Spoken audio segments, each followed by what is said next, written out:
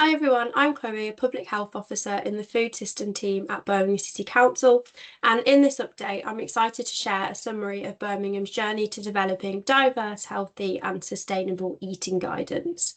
The Birmingham Food Revolution Partnership has been working to move beyond generic healthy eating advice and instead co-create resources that are evidence-based, grounded in a universal set of core messages and are meaningfully tailored to the needs of different communities. That includes considering culture and faith, health conditions, and different stages across the life course.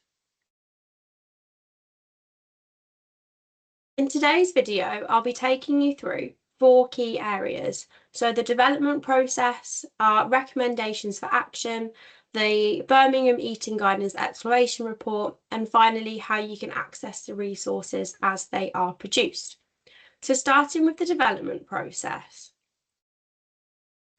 We identified a significant opportunity to better support the diets of our diverse communities.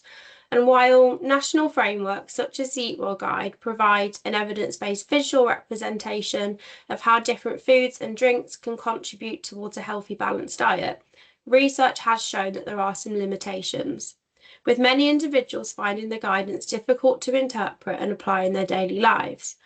Furthermore, it can lack cultural relevance, making it less accessible and meaningful for many of our communities.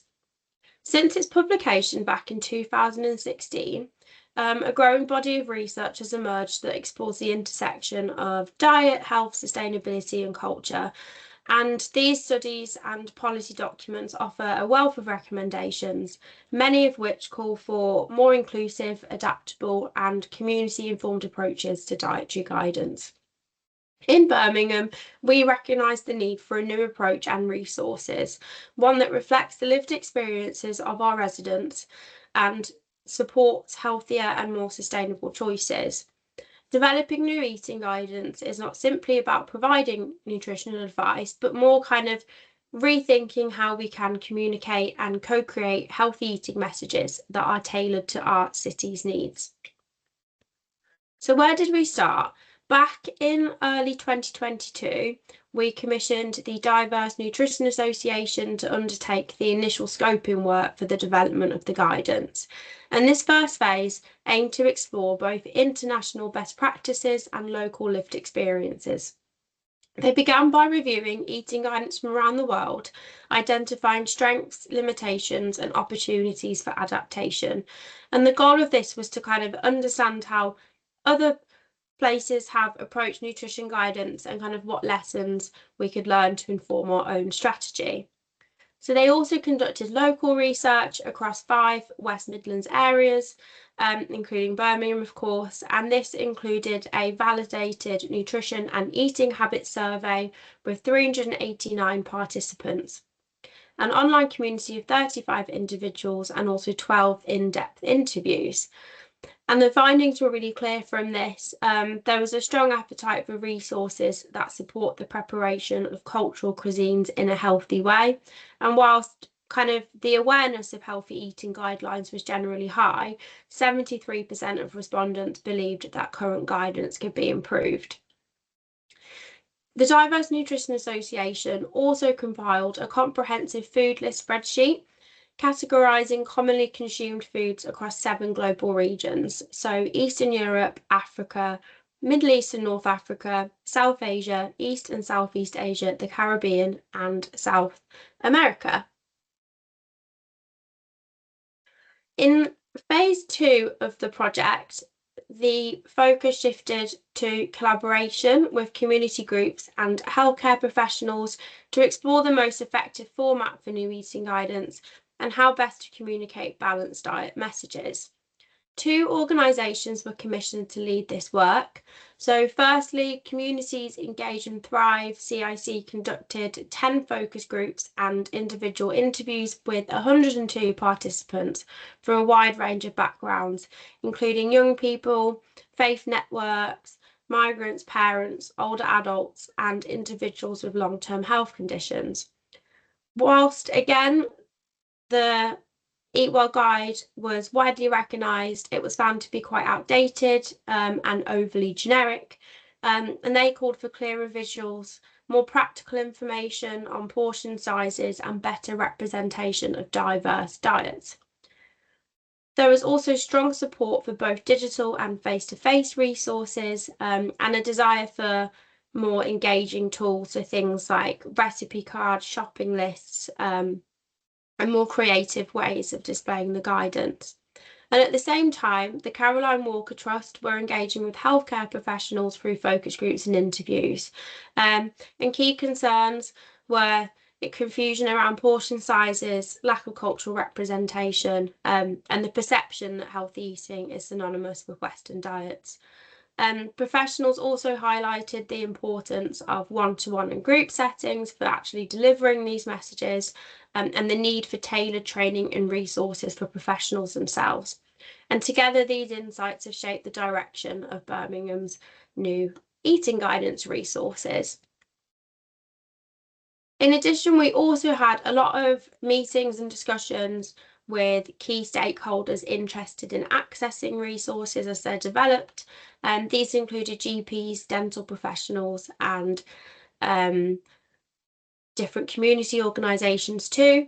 GPs emphasised the importance of that core set of universal messages with tailored guidance for specific groups following this, ensuring that resources were adaptable for clinical settings, and making sure that we work with trusted community voices to enhance the relevance and impact of the messages we're trying to share.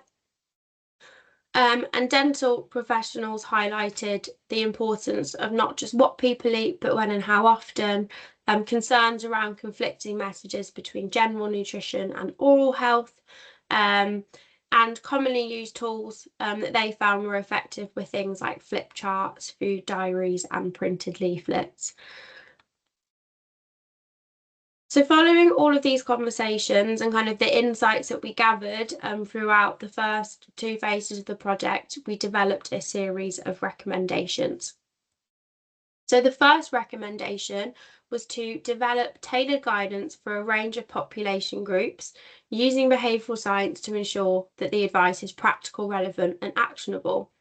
So this guidance could be adapted to reflect culture and faith, incorporating those common ingredients and dietary practices from different regions that we researched with the Diverse Nutrition Association. Guidance adapted to dietary preferences such as vegetarian and vegan diets, adapted to different health conditions, particularly diabetes and cardiovascular disease, and also thinking about things like additional needs, so considering varying literacy levels, learning disabilities, and physical impairments. The second recommendation was to develop resources for professionals working across a range of settings, and these should be designed to support consistent messaging. So meeting the needs of GPs and healthcare professionals with those formats that are suitable for clinical use. So that could be digital tools that can be shared during or after appointments. Teaching and education professionals, so with age-appropriate materials that can be integrated into lessons and also extracurricular activities, and also for community-based settings, so such as faith centres, youth groups, and so on, ensuring that the messages are relatable and delivered through trusted local networks. The third recommendation was to adopt a multi-channel approach to communication and delivery, and this includes using a blend of different communication methods, so maybe social media, online tools, and then also more traditional things like printed leaflets, newsletters, and posters. Translating the resources when there is a need for this, incorporating visual aids such as hand and palm-based portion size guides, and also providing cultural competency training for healthcare professionals, enabling them to confidently use new and existing resources. The fourth recommendation was to ensure that the messaging supports not only personal health but also the health of the planet. So practical recommendations on what sustainable diets look like, aligning with that growing global consensus on the need to transform diets to address climate change. And the final recommendation was focusing on building practical skills to support long-term behaviour change. So this includes providing food swap suggestions to help people increase the nutritional value of their meals, so incorporating more dark green leafy vegetables, beans and pulses, reducing costs by using frozen or tinned alternatives where appropriate, offering culturally appropriate healthy recipes that use ingredients readily available in the UK, and also kind of sharing guidance on cooking methods such as baking instead of frying, and techniques to reduce salt and fat without compromising on flavour. So all of this research and all of the insights that we gathered along with those recommendations are summarised in the Birmingham Eating Guidance Exploration Report. And it consolidates insights from the community engagement, professional consultation, stakeholder input, and research all into one really comprehensive document. And this resource not only kind of captures the journey to date, but also provides that evidence base to inform the resource development. And you can download the report on the Birmingham Food Revolution area of the Birmingham City Council website. And as we are now in the phase of producing resources, how can you access them? So to access the resources as we develop them, we'll be making each set of materials available through our website. And as new guidance and tailored versions are completed, we'll share updates and links so partners can download and use them. So for example, you can now access the Guide to Eating Well, pictured on the slide here. That brings together the core elements of healthy and sustainable eating in one accessible format. And this guide is informed by the insights gathered during phases 1 and 2 of the project, as well as feedback from stakeholders across Birmingham's communities and professional networks. And while it's not tailored to any one group or setting, the guide serves as kind of a framework upon which more targeted materials can be built.